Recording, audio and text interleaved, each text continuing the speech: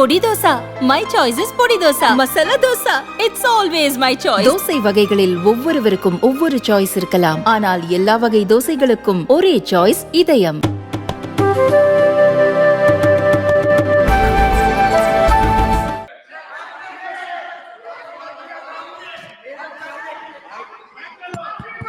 Sir, अगर आप हिंदू धर्म के जो महापुरुष हैं, महापुरुष छोड़िए, अगर आप शिव जी को देखें तो क्या हो रहा है सर?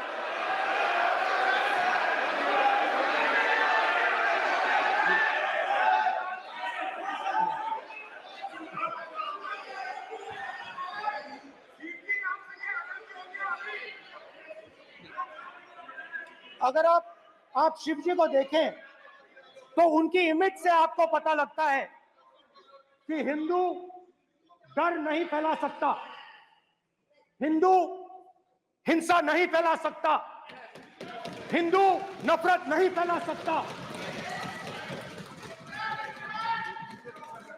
और बीजेपी 24 घंटा नफरत, हिंसा, नफरत, हिंसा, नफरत, हिंसा।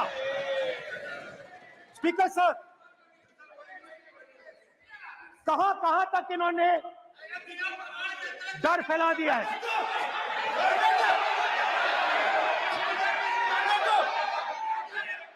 प्लीज सर, कहां तक इन लोगों ने डर फैला दिया? मैं आपको अयोध्या से शुरू करता हूं। सर नमस्कार। अयोध्या ने आपको मैसेज भेजा, अयोध्या ने राम भगवान। मेरा व्यवस्था का सवाल है।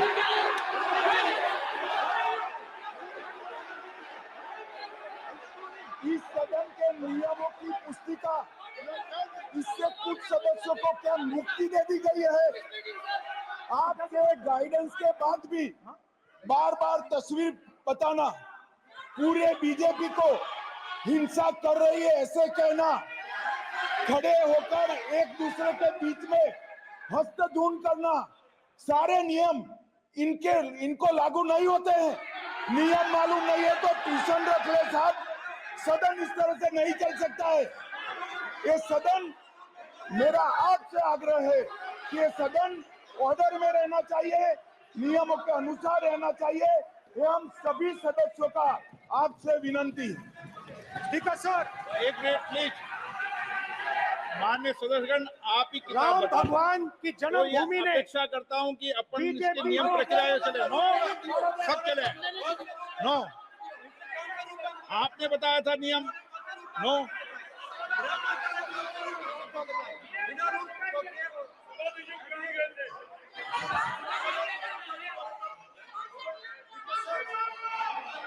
माइक दीजिए सर। हाँ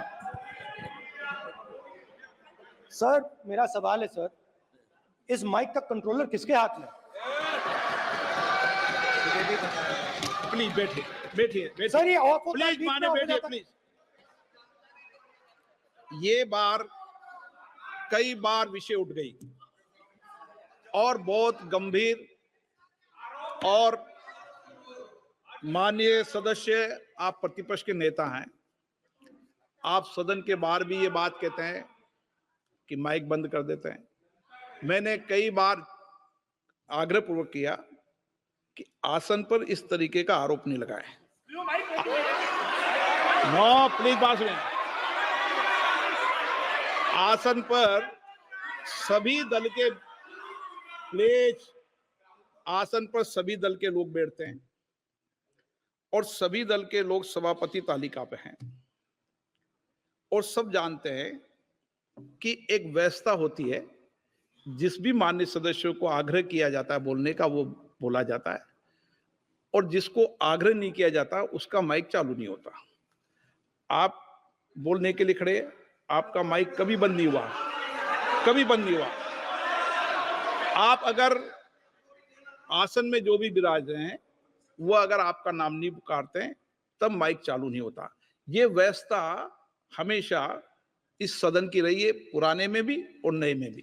कभी आसन पे व्यक्ति पर माइक का कंट्रोल नहीं होता। दूसरा, माननीय प्रतिपक्ष के आप नेता हैं और आपसे ये अपेक्षा की जाती है कि आप लोकसभा की प्रक्रिया का, संचार नियम का पालन करें, संविधान की जो व्यवस्थाएं दे रखी है उसकी पालन करें और सदन में बोलते समय किसी भी धर्म को के ऊपर ऐसा आक्षेप नहीं करें जिससे पूरे देश के अंदर विषय पैदा हो।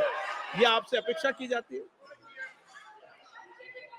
तो सर, मैं बिल्कुल आपकी रिस्पेक्ट करता हूं स्पीकर सर, मगर मेरे भाषण के बीच में सच्चाई ये है कि माइक ऑफ हो जाता है। मैं क्या करूं, हो जाता है वो। अब आपने देखा मैंने अयोध्या शब्द यूज किया और माइक ऑफ हो गया। नो, अरे ये प्रधानमंत्री मोदी जी के टाइम में आधा आधा पहना आएगा क्या? तो अयोध्या ने राम भगवान की जन्मभूमि, प्लीज ब्रदर, राम भगवान की जन्मभूमि ने बीजेपी को मैसेज दिया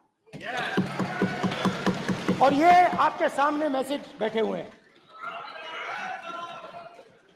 मैंने इनसे पूछा,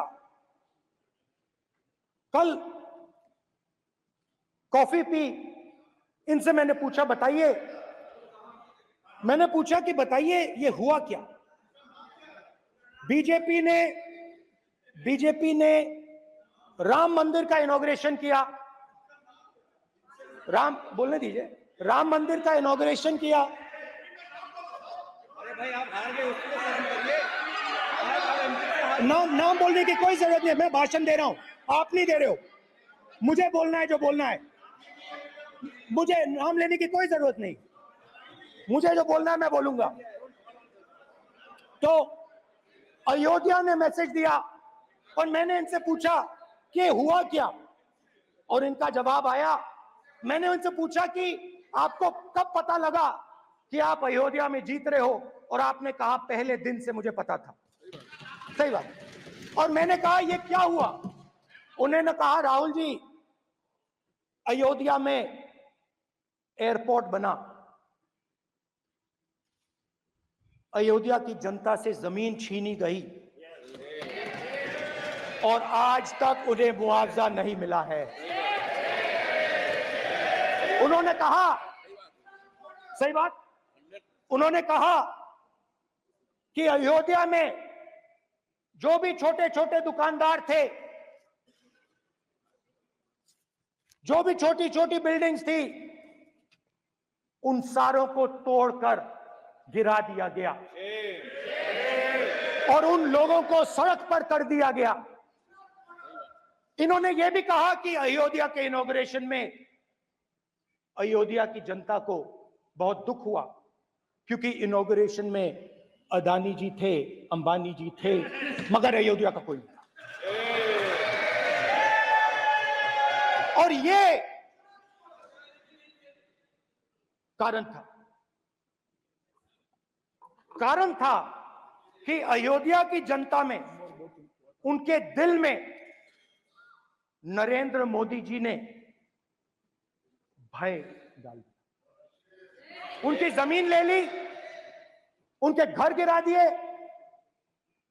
और फिर अयोध्या के गरीब लोगों को, किसानों को, मजदूरों को मंदिर के इनॉग्रेशन तक नहीं जाने दिया। मंदिर के इनॉग्रेशन छोड़ो, उसके बाहर भी नहीं जाने दिया। और इसीलिए अयोध्या की जनता ने सही मैसेज भेजा।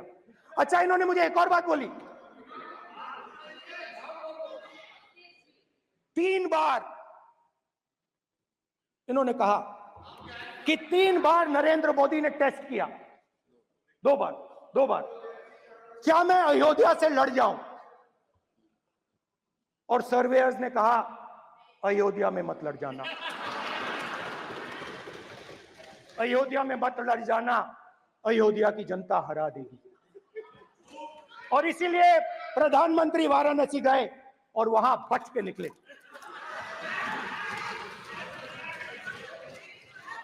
तो अयोध्या की जनता को डराया,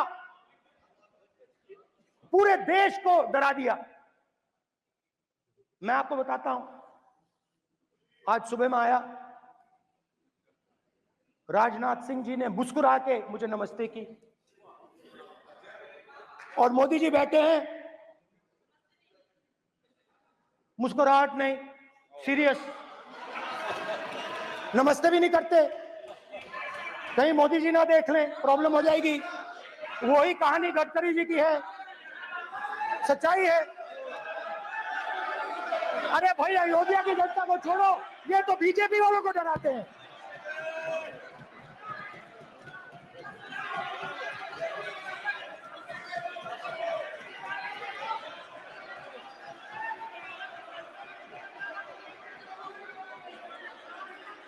माननीय सर क्या है? माननीय एक मिनट, माननीय प्रतिपक्ष के नेता, एक मिनट, माननीय प्रतिपक्ष के नेता, आप सदन के वरिष्ठ नेता हैं। मेरा आपसे आग्रह है कि राष्ट्रपति अभिभाषण पर डिबेट हो रही है, इसकी गरिमा, राष्ट्रपति अभिभाषण की गरिमा रखे ना। ये तो अपेक्षा आपसे सब करते हैं कि आप राष्ट्रपति अभिभाषण पे बोले, नीतियां पे बोले, कार्यक्रमों में बोले। अब व्यक्तिगत रूप से नहीं। अगर आप ये उचित मानते हैं क्या? स्पीकर सर, ये उचित है? अगर आपकी पार्टी इसको स्पीकर सर, उचित मानती है तो मुझे कुछ नहीं कहना। स्पीकर सर, माननीय अध्यक्ष जी, लोकतंत्र ने और संविधान ने मुझे सिखाया है